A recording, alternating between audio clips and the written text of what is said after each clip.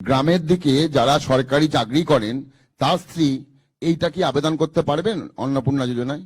সরকারি চাকরি করেন, সে শিক্ষক হতে পারেন বা পার্মানেন্ট সরকারি কর্মচারীর ক্ষেত্রে তো তার স্ত্রীর কথা বলছি স্কিম নেই স্যার। তার সরকারি কর্মচারীর ক্ষেত্রে তো স্থায়ী সরকারি কর্মচারী তিনি না, আমি সেটা বলছি না স্যার, মানে তার স্ত্রীকে মানে পাবে কি?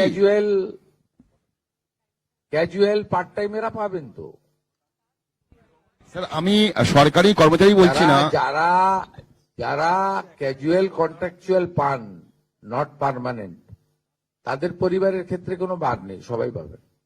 পার্মানেন্ট কোনো আমি ক্যাটাগরির কথা বলবো না, পার্মানেন্ট যিনি করেন, পার্মানেন্ট চাকরি যিনি কেন্দ্র বা রাজ্য সরকারের, তিনি পাবেন না। ওনার ভাই স্ত্রী পেতে পারেন, ওনার বাড়ি ওনার বোন পেতে পারেন, কোনো রেস্ট্রিকশন নেই।